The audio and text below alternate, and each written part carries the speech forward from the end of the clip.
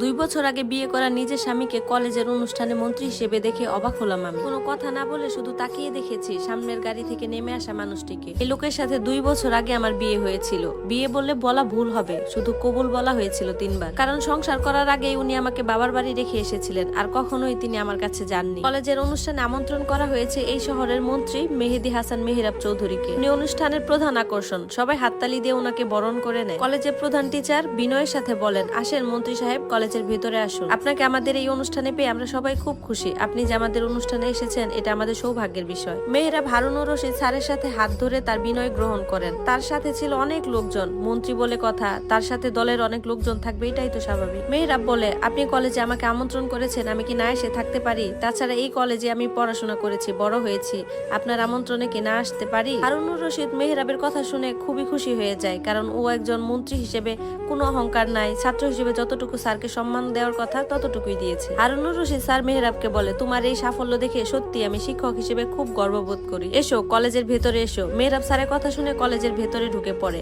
কিন্তু সে কি জানে তাকে দেখে একজনের চোখ দিয়ে অঝরে পানি ঝরে পড়ছে। রীতি এই কলেজের অনার্সের প্রথম ইয়ারের ছাত্রী। আজকের এই অনুষ্ঠানের সকল সাজগোজের দায়িত্ব ওর হাতেই পড়েছে, আর বলেছে অতিথি হিসেবে যেহেতু মন্ত্রী আসবে সেহেতু রীতি এই সব কিছুর দায়িত্ব নেবে। কিন্তু গাড়ি থেকে মন্ত্রী হিসেবে মেহরাবকে যখন নামতে দেখে তখন অবাক হয়। মন্ত্রী গাড়ি থেকে নামলে সবাই মন্ত্রী এসেছে বলে হাততালি দেওয়া শুরু করে, কিন্তু রীতি হাততালি দেবে কি? সে তো রীতিমতো বাকরুদ্ধ হয়ে গেছে, কারণ বিয়ের আগে ও পাত্র হিসেবে যার ছবি দেখেছিল উনি সেই মেহরাব। বিয়ের আসরে যার সামনে কবুল বলেছে সেই মানুষটাই তার সামনে এখন অজানা হয়ে দাঁড়িয়ে আছে। রীতির সাথে 2 বছর আগে হয়ে যাওয়া দুর্ঘটনার কথা মনে পড়ে ও চোখ দিয়ে অঝরে পানি ঝরতে থাকে। অন্যদিকে সিমি রীতির বন্ধু রীতিকে গেটের কাছে পাথরের মতো দাঁড়িয়ে থাকা দেখে ওকে গিয়ে ধাক্কা দিয়ে বলতেছে, কিরে তুই পাথরের মতো দাঁড়িয়ে আছিস কেন? মন্ত্রী মশাইকে দেখে কি তোর চোখেরই পলক পড়তেছে না নাকি?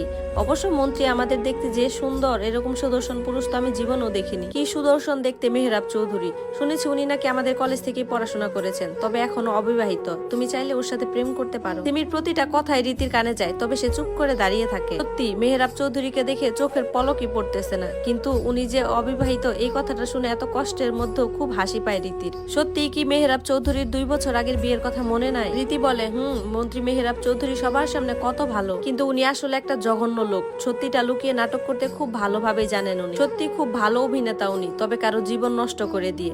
রীতির কোনো কথাই সিমির মাথায় ঢোকে না। সিমি তখন বলতে লাগে, কে বলেছে মেহরাব চৌধুরী ভালো লোক না?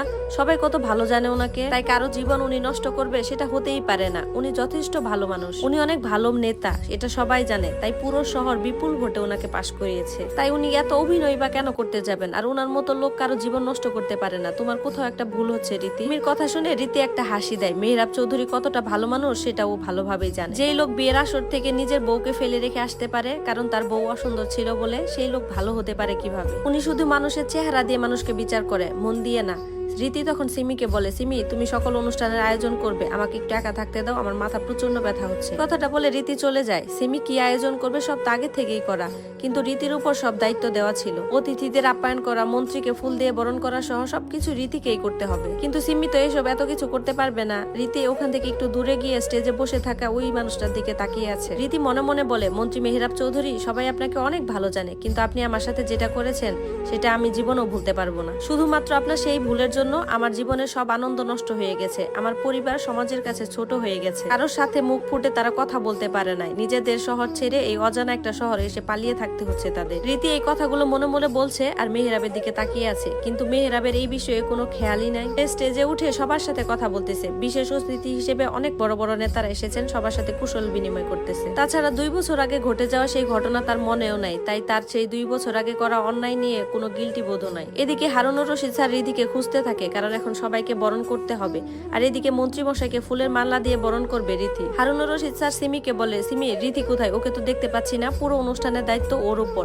তখন সিমি বলে, স্যার ওর অনেক মাথা ব্যথা করতেছে, তাই ও একটু দূরে গিয়ে দাঁড়িয়ে রয়েছে আর আমাকে বলেছে সবকিছু সামলে নিতে, আর ওকে যেন কেউ বিরক্ত না করে। ও তাহলে কি করে হবে? ওর মাথা ব্যথা করতেছে বুঝতে পারছি, ঠিক আছে, কিন্তু অনুষ্ঠান শুরু করার জন্য তো রবীন্দ্রসঙ্গীত গাইতে হবে, আর এটা তো রীতি ছাড়া কেউ গাইতে পারবে না। ওর মতো এত সুন্দর করে তো রবীন্দ্রসঙ্গীত কেউ গাইতে পারে না। তুমি এক কাজ করো, তুমি একটু রিধিকে ডাক দাও, ও যাতে গানটা গাইয়ে তারপর চলে যায়।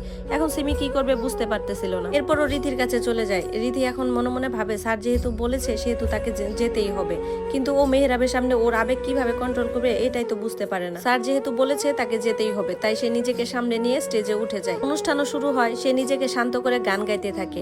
মেহরাবের এইসব গান নিয়ে খুব একটা ইন্টারেস্ট নাই, তাই সে নিজের ফোনে ভিডিও দেখতে থাকে। কিন্তু হঠাৎ করে একটা সুন্দর গানের ধ্বনি ভেসে আসে। মেহরাব এর আগে কখনো এত সুন্দর কণ্ঠ শুনেনি। মেহরাব চোখ তুলে দেখে সামনে গান গাওয়া মেয়েটির দিকে। কেন জানি না ওই মেয়েটাকে খুব পরিচিত মনে হচ্ছে তার। কোথায় যেন দেখেছে মনে করতে পারছে না, তবে এই মেয়ের চুলগুলো নজরকার একটা বেনি করে রেখেছে, খুব ভালো লাগছে দেখতে। তার চোখ দুটো নদীর জলের মতো স্বচ্ছ, যেন অদ্ভুত রকমের মায়া আছে ওই চোখে। রীতি চোখ বন্ধ করে শুধু নিজের গানের দিকেই মনোযোগ দেয়, কিন্তু একটু সময় পর গানটা বন্ধ করে দেয়। গান গাওয়ার সময় একটিবারের জন্য সে মেহরাবের দিকে তাকায়নি, কারণ এই লোকটির দিকে তাকালেই তার শান্ত মনে ঝড় উঠে যাবে। এরপর সে স্টেজ থেকে নিচে নেমে আসে। হারুনুর রশিদ সবসময় ওর গান শুনে বলে, হাততালি দেয় আর বলে যে বাহ কি সুন্দর গলা, খুব সুন্দর গান গেয়েছো তুমি। মেহরাবের গান শুনতে শুনতে হঠাৎ করে সবার হাততালির শব্দে ওর ঘোর কেটে যায়। ও এতক্ষণ শুধু রিধির দিকেই তাকিয়েছিল, কিন্তু মনে হলো খুব তাড়াতাড়ি গানটা শেষ হয়ে গেল। মেহরাবের আরো গান শুনতে ইচ্ছা করছিল, কিন্তু সে তো মন্ত্রী, এখন তো এসব কিছু বলা যাবে না। মেহরাবের মনে অনেক ভাবনা এই অচেনা মেয়েটাকে নিয়ে। আসলে কারো প্রেমে পড়লে মনে হয় তার সবকিছুই ভালো লাগে।